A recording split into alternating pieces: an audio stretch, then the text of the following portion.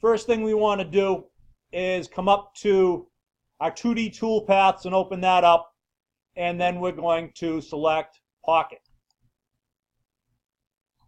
Okay, now the first pocket we're going to do is the inner square here.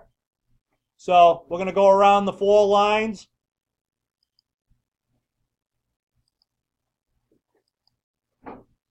Once we get the 4 lines on here, we're going to go to the chain manager and select that. Okay, make sure that pocket is selected above. First thing we need to do is select a tool. Okay, when the tool library comes up, it's got a 1/2-inch ball end mill selected. We don't need that, so we got to go into the library and get the right tool. Okay, right now it's showing 22 out of 100.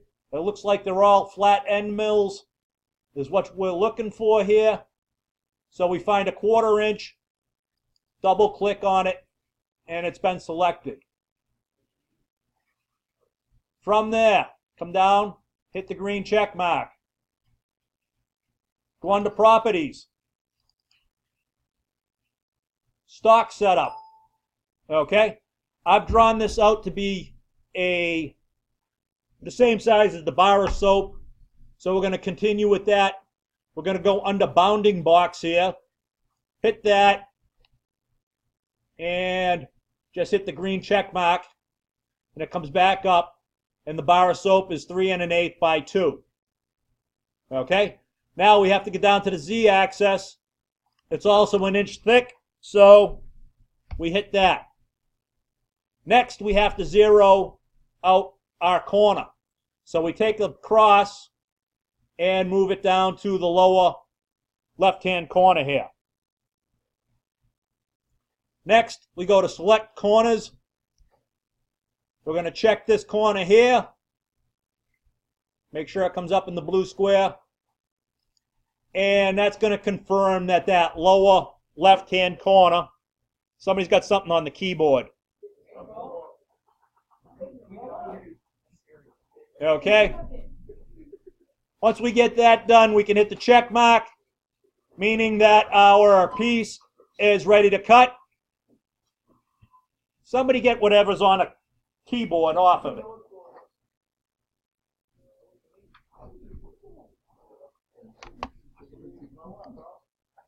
Next, we go under parameters in the configurations. We want to go to cut parameters. Okay, and basically what that's showing us, as it moves over, it's going to jump up above the piece and then come back down. Under roughing, we're going to go with a zigzag pattern. Entry motion, we're going to leave it as helix. Finishing looks okay. Lead in and lead out we don't want to deal with because we're in the middle of the part. So we're going to go and uncheck that. Depth of cut we have to open up. And we're using a 1/4 inch bit, so we can only go as deep as half the diameter. So we're going to go 0.125. Breakthrough, we don't care. Linking parameters. We want to make sure that we come up 2 inches above the stock.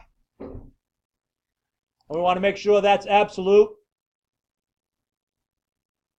Feed plane, we're going to leave the same. Top of the stock is going to be 1 inch. And the depth of this first cut is going to be absolute at 0.75.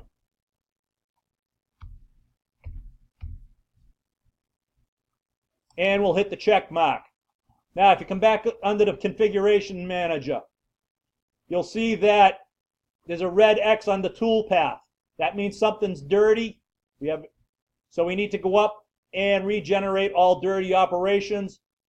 We hit that, the X disappears, and it shows us our toolpath here. From there, We move over to the next button, which is called back plot. And we want to make sure that the tool bit is checked. We want to display the holder, and the rapid retract is checked. And then we'll hit that. Next, we're going to move over one more button to verify our operation. And basically what this is a simulator. We're going to put it on isometric. We're going to slow the speed down quite a bit because basically if you move it all the way to fast, you're going to see nothing except for what happens at the end. And hit play.